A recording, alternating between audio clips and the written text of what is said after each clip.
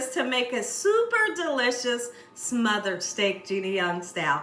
This recipe tastes so good, you'll love it. Here's what you're gonna need. You're gonna need some steak. When I smother a steak, I purchase the cheap steaks. Yes, absolutely. So I got some beautiful steak here. I have some butter. We also have some all-purpose flour because we will be making a nice gravy. I got a nice sweet Vidalia onion and a really interesting ingredient here, banana peppers, right? We'll talk all about it. We got salt, pepper, garlic powder, some paprika. We also have some soy sauce and some browning seasoning. Browning seasoning does not have flavor, but it does bring a dark, rich color to your gravy. Make sure your hands are impeccably clean. Let's get started with the smothered steak. Season it. Give it some good flavor. Don't be afraid to give your food flavor. When you season it good, you make it taste good. Okay, so once I season it, I'm gonna really let those seasonings kind of really seep down into this beautiful protein for at least 10 minutes or so, okay? So we're gonna go right in with our salt and pepper, right? And because our steak is a little thin, I'm not gonna season both sides. You don't have to. If you got a real thick steak, then go ahead and season both sides. Okay? Beautiful. I wanted a lot of black pepper on there. All right, and then we're gonna put some garlic powder, just like so, a nice amount once again. Paprika, it's not smoked. I hope y'all are having a great day today, and if you're not, hopefully I can brighten up your day with this recipe. Have you ever had smothered steak? Right? Have you ever had it? I'd love to hear from you in the comment section below. If you have it, you are in for a super treat. Okay, so now that we have our steak nice and seasoned, let's set it aside, and when I come back, we'll chop up some sweet Vidalia onion. Alright, so you can slice it, dice it, however you want to do. I'm just gonna give it a nice slice, okay? When smothering anything, especially this steak, you can use mushrooms. Sure you can. You can add mushrooms if you love mushrooms like we do here at the Young's house.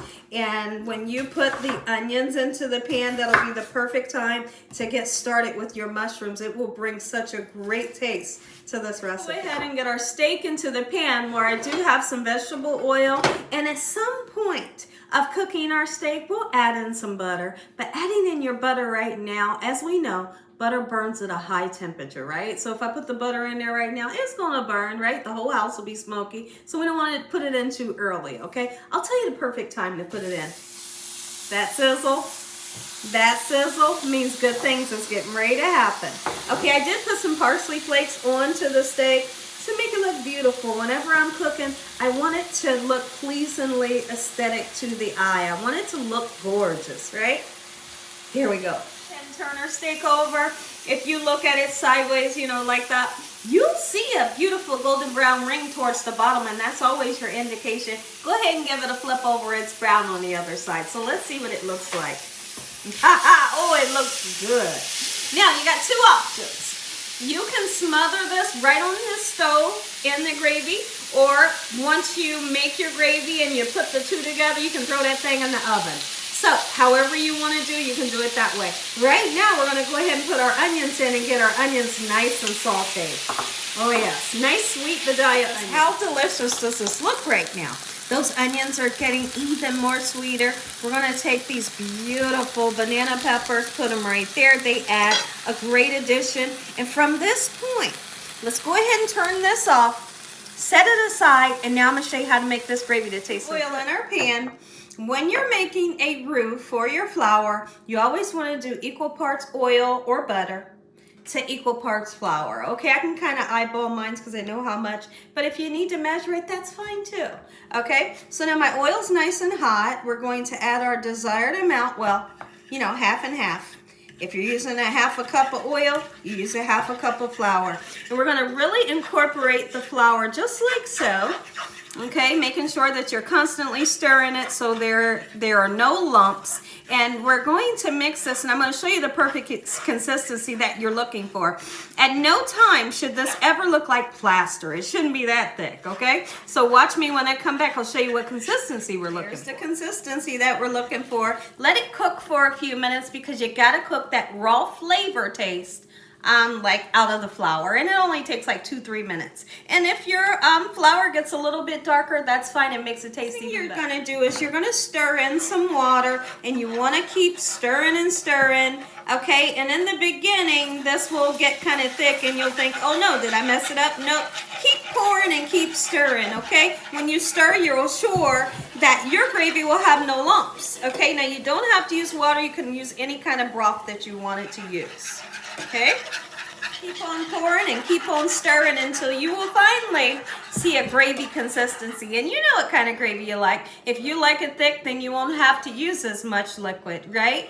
And if you want to thin it out, use a little bit more, okay? And it's just that simple. Come look at this consistency. That's exactly what I'm looking for. How gorgeous. And now we're going to turn it a dark color, and we're going to give it some flavor when I come back. Give the gravy some flavor. Well, I decided to whip out a delicious ingredient, which is, you can use chicken bouillon powder, you can use beef bouillon powder. I have this Better Than Bouillon. It's like a concentrate, and I'm going to use a tiny bit. The purpose for using a little bit is because it has salt in it and it can be salty. I'm going to use this much, and it's going to amp up the flavor and make my gravy taste spectacular. We have the flavor mixed in, and you can put garlic and onion powder in here if you want. Whatever you want in your gravy, you can.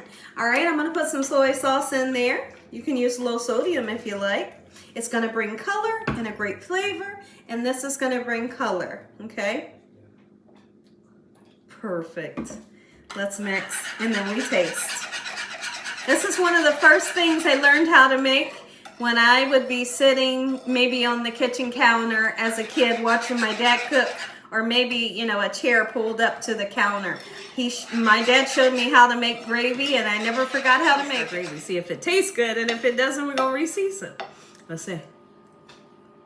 Oh, Told you I'd put a little bit of butter in the pan. The butter went in the pan, okay?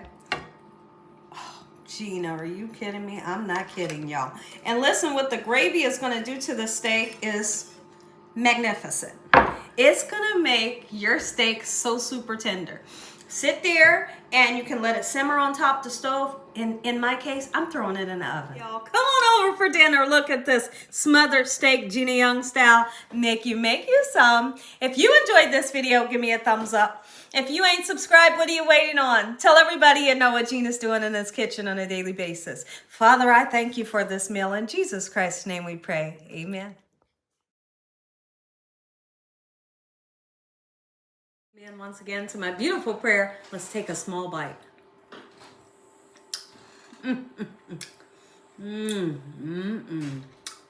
So soft and succulent.